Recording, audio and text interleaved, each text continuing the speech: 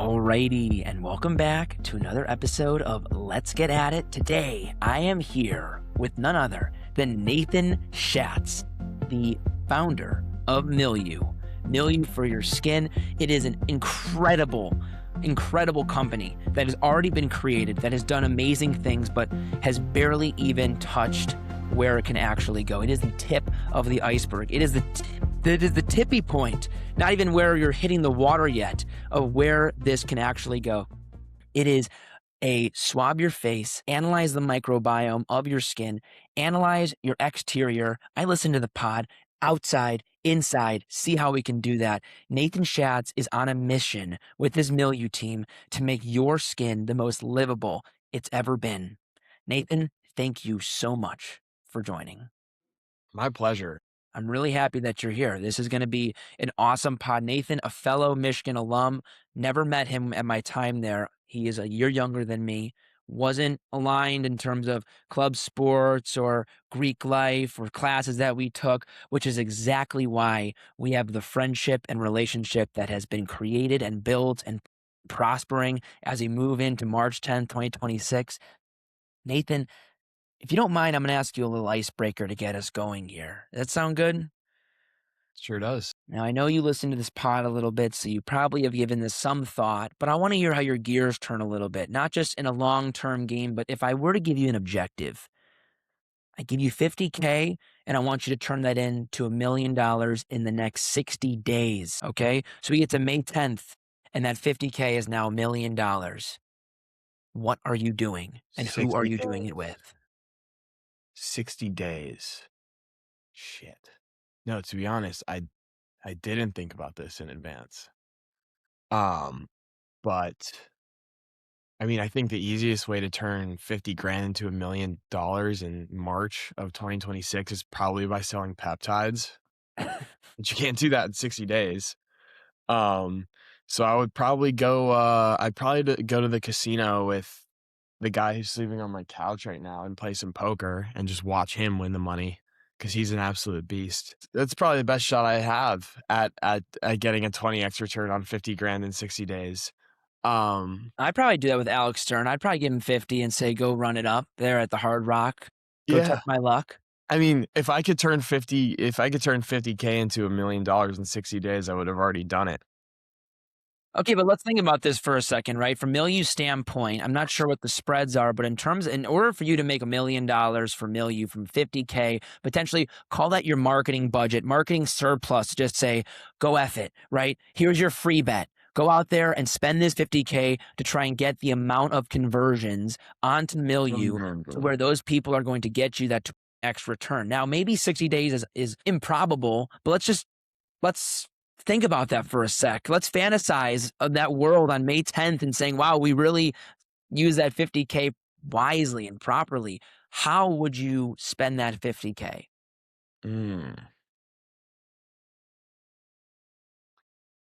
I would pay like 100 people to wear like a big green like bacteria costume and go like run around Times Square with skin swabs, like swabbing people's faces and just film it and pray that it goes viral. That's what I would do. I like that. But I would probably wouldn't cost 60K, so you could do it like in multiple spots at once in the world. You remember when all gnomes were running around and going into restaurants? That was like a trend. Like I think the only way is like you gotta do something crazy and pray for virality. And with 50 grand is enough to do that. So dude, probably just some stunt. Yeah. What's your answer? Bold. So I think about it with At It, right? Where if you want to get one person to pay $1 million, 10 people to pay 100,000, 100 people to pay $1,000, the most reasonable thing we have is 100 people with $1,000. And the cool thing about At It is we can pretty much, if you were to put 100 videos out right now or 10 videos, they will all get watched. That is a guarantee. Like we have noticed ridiculous retention in that sense. But the hardest part is how can we get 100 out there? They're like piranhas waiting for a carcass to enter the Amazon River, right? Which we can talk about in a second. I know you're big with the Amazonian tribes and how their microbiomes work. But in terms of the piranhas and their tenacity and how ferocious they are with what they attack, I pretty much find a way to get, call it, not 1,000. You'd want 100 people, but I guess you'd really want to try and do it with 250 and maybe give them $50,000 worth of free trials so that those people can potentially trigger a conversion like that.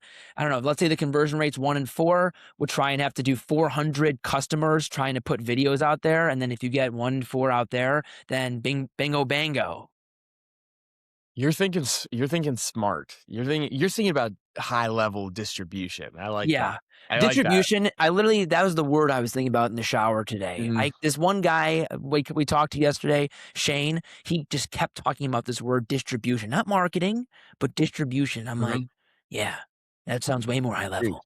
Yeah. distribution is the game. It's all about distribution. Like the past, we spent like 2 years building this like insane product, like spending all this fucking money testing it, like working with scientists and dermatologists, ordering all the components.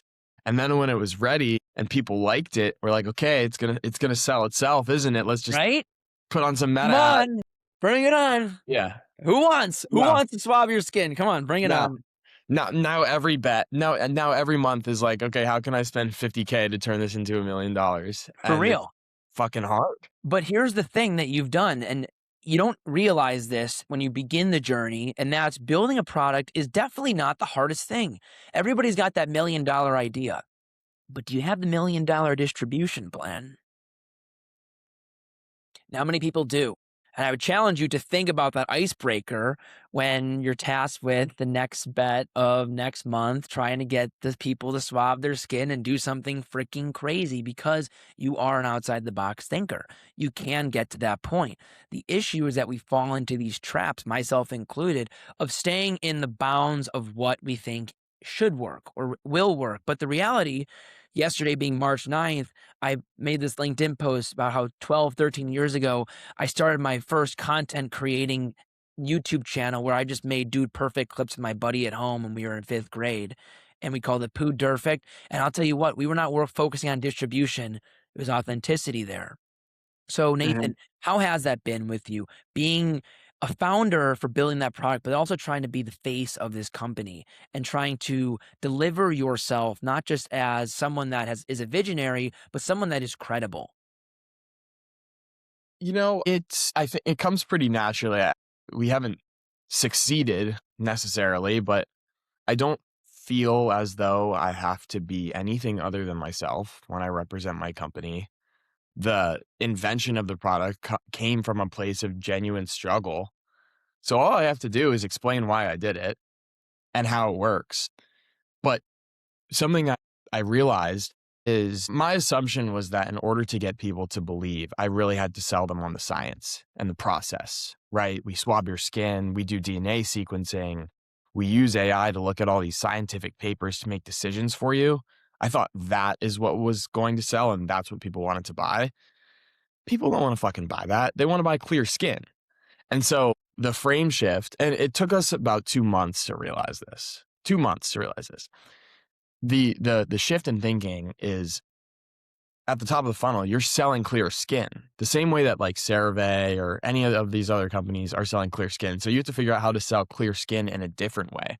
And it's only once you've convinced them to be interested in you that they will click onto their website and start even having those questions of like, okay, is this a credible brand? Should I trust this brand? So, things like the swab, things like the science, the credibility, it actually comes a little bit like later down in the funnel, which was an interesting insight that we gathered. But we're taking a big swing this month, mostly on like top of funnel stuff. So I'm hoping it pans. Look, I'm a big believer in swinging big, especially if the ball's in the zone as a baseball player, you go take your hacks. Don't go out there just trying to hit some rinky-dink single over the second baseman's head. What's your Mhm. intention when you are up in the count? Go get your hacks in, Nathan. Milieu is not just here to hit a couple of singles here and there. You guys can put it out of the yard and be a threat at the plate. So go take those hacks. Yep. And you only get a limited amount of pitches. And I don't wanna get walked. I wanna hit a home run. I wanna hit a Exactly. triple, you know? Walks come after you start hitting home runs. Walks don't come before you start hitting home runs because people aren't going to be scared of you, right? You have to do something that actually moves the way people think, right? As I get chills down my spine hearing about how this is going to be a big swinging month for Milieu. And it was cool to see the added analysis and actually say that people don't really care about the scientific back stuff. They actually just care about why, what they're going to get. As much Mhm. as Milieu is a sweet product, they don't give a shit about how you got here, what you're doing. They care about me. What happens if I go from before this to after this? Am I a better person? Do I have better skin? And you realize that. Here we go. You gotta make the customer the center of the hero's journey. They have to be the main character, not me. No one cares. No one cares. People But just care about themselves. I will say, Nathan, you said you don't feel like you need to be anybody else, which is amazing. But you also preface that by saying, well, we haven't really been successful yet. Mhm. And you're alluding to obviously this massive, everybody knows about me. Milieu's been huge. But how would you define success then? Because if you're not successful right Yeah. now, I want to know where that point in time is. So, what success for me is defined as, at this current moment in time, is a financial reality where the company can live forever because we are a problem-solving machine, and we have good ideas all the time. If the company generated enough revenue on a month-to-month basis, we have an extremely low burn rate, and we're somewhat close to this, but if I had certainty that, like, our operational loss is, like, $5,000, $10,000 a month, we could live for years and years and years and years off of the money we raised. And if we live for years and years, then we'll be able to solve the problems that we want to solve in due time. So that's my version of success at this moment. It's not necessarily raising another round. I don't think we're going to need $5 million of institutional capital to do what we want to do unless that involves massive distribution, which at a certain point it will, and we probably will go raise the cash. But I'm trying to get the company to a point where it is self-sustaining such that we can just worry on solving the problems that we want to solve. And so right now we have to sell a little bit more than we're selling. But long term, like, you know, great companies like SpaceX or have you heard of Colossal Biosciences before? I don't think so. They're de-extincting the mammoth. That's their like mission. Okay. How are they going to do that? They are doing CRISPR on elephants, pretty much.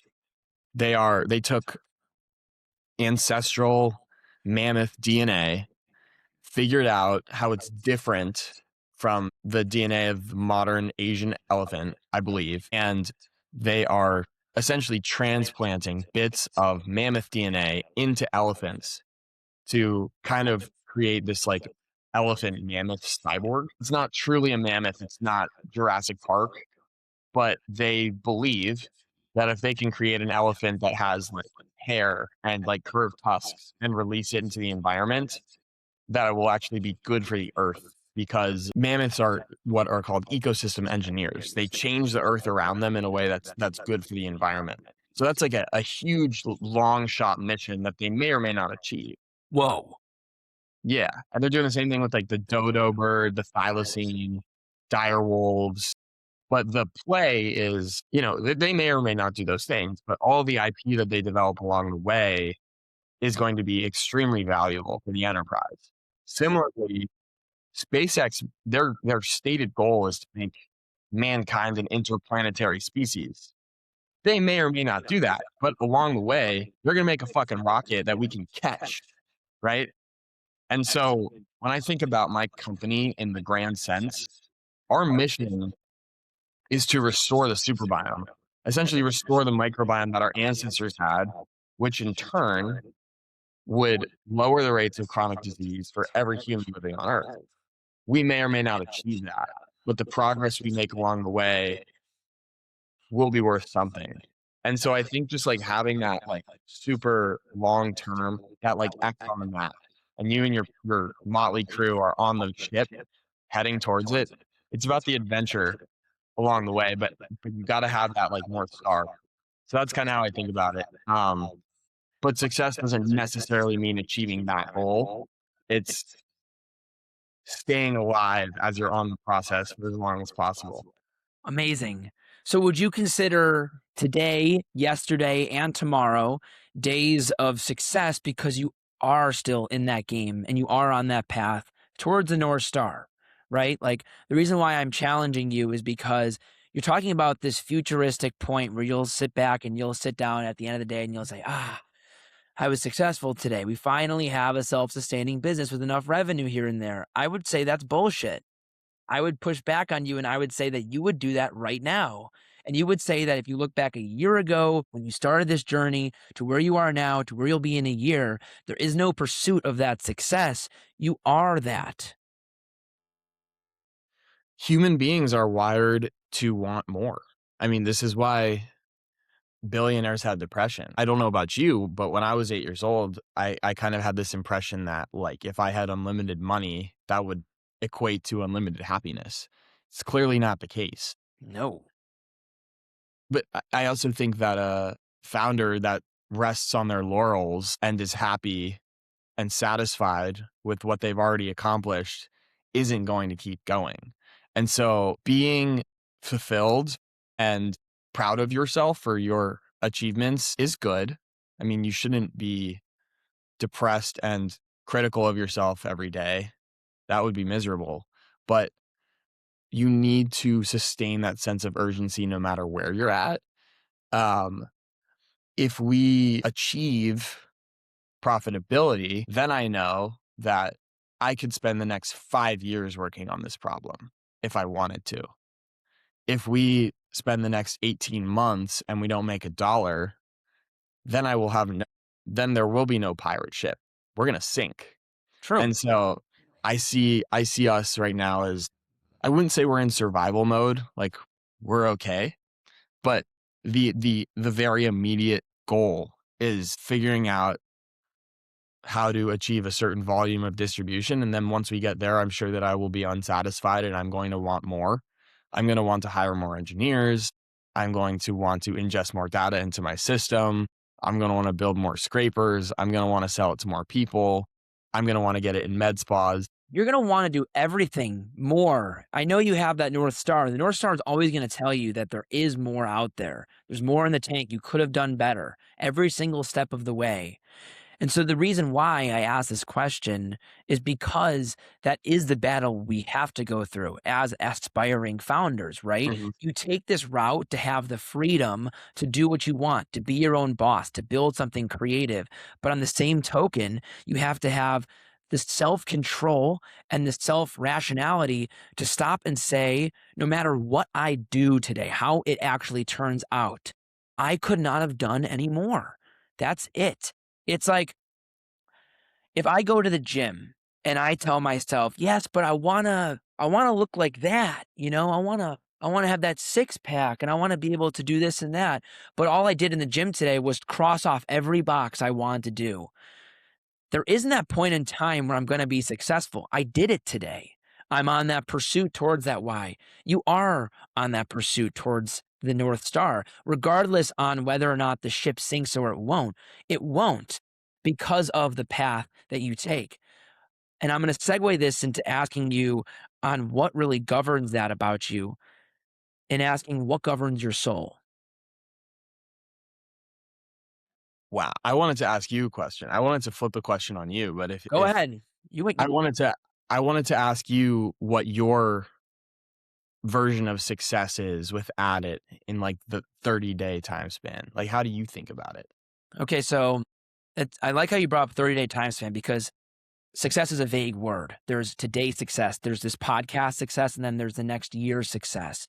But in the next 30 days, Alec and I will be still living here in Miami, and we'll allow ourselves to really develop the system and relaunching it. Success is attacking every single day with intentionality and with meticulousness. We just want to be intentional with everything that we do. I don't know what that means April 10th. If I'm going to be honest with you, Nathan, and the listeners of this show, I think Alec and I are one step away. We are right there. There's never been a time where we could confidently say, if we put 1,000 videos on the platform, they're all going to be watched. If we put that out there 2 months ago, I think that 950 videos would go unwatched. I think there'd be 50 people that would watch. But right now, there is no world where all of those 1,000 videos are not watched. I'm telling you, piranhas, ferocious, tenacious piranhas ready to watch videos and answer questions like I've never seen before. But there is not a monetary amount. There is not a certain feeling. The way I feel right now doing this, energized, loving what I'm currently doing here. I don't even know what time it is. I don't know what day of the week it is. That's because every single day is in the pursuit of building something big and great. And with that in mind, my expectation is here, right? But the reality that goes above this expectation, that's happiness. Because if I'm expecting here and I get here, that's contentment. This was expected. We won the World Series, but we tried that. Well, how about the fact that we didn't even realize that we were trying to go out and do something that big? We just wanted to build something that was great and creative. 400 people have withdrawn $8 from It already. That's 400 people who've made money from the platform. That number might never be satisfying, whether that's 1, whether that's 1 million, or whether that's anywhere in between. Success is realizing that what we've already done is enough, and what we're continuing to doing is a bonus. That if my life ended in a month from today on April 10th, I did everything I possibly could. That is success. It's my opinion, though. Well said. I appreciate it.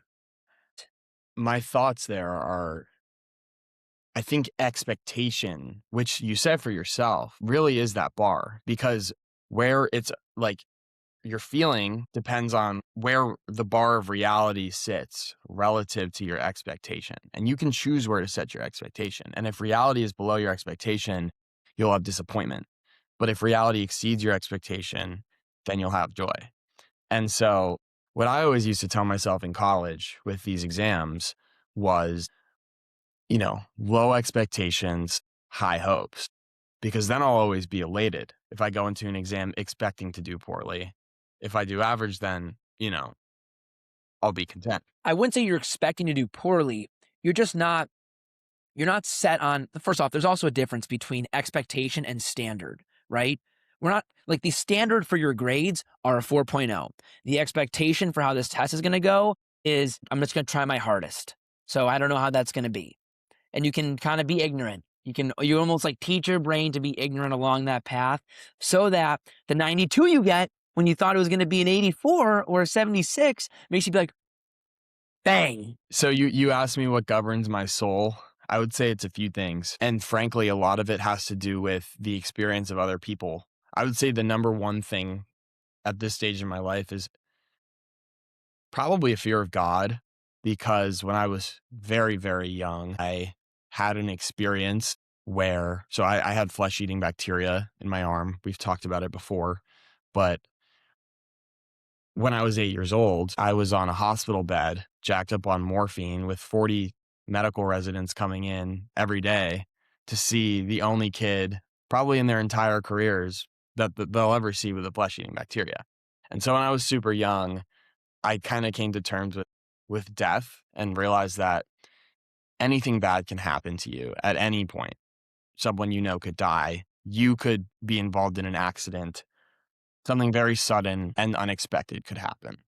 And so when I apply myself to something I'm working on, I do it with the expectation, or not expectation, but the understanding that something like that could happen. I don't have 4 years necessarily. I don't have 60 years necessarily. I have right now. And so how do you attack that with intentionality?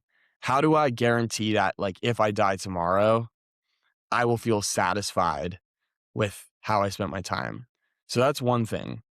And then the other two things are the satisfaction that I'm able to deliver, satisfaction and clarity that I'm able to deliver to my team and my customers.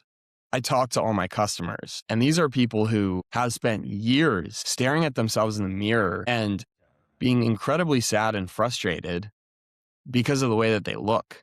And when I talk to these people, they are they are genuinely desperate.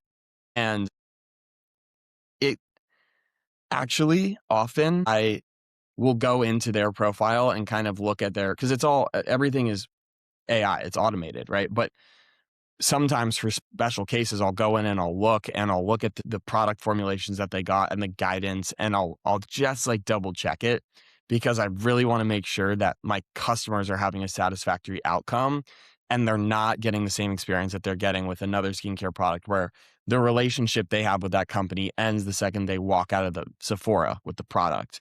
I do not want that. I want them to use our product and be like, wow, this is unlike anything I've ever used before. And I'm so grateful that these humans on the other side really care about me. That's something I strive for. And when I feel that kind of empathy and I see in those people, it puts this pressure on me to deliver them that experience. And the same rings true for my employees, because I also know that if the company fails, which it's not going to fail, but if the company fails, I get, Subjective term. yeah, I get to go out into the world and be like, I started this company, this happened, whatever, I'll get hired. All of these people who are working with me, they're like putting their butts on the line because they believe in me as the person steering the ship. They believe blindly that I'm steering them in the right direction. And so there's a lot of pressure there. And so to sum it all up, what governs my soul is like the knowledge that, like, tomorrow's not given, and there are people who are relying on me, and I don't want to disappoint those people.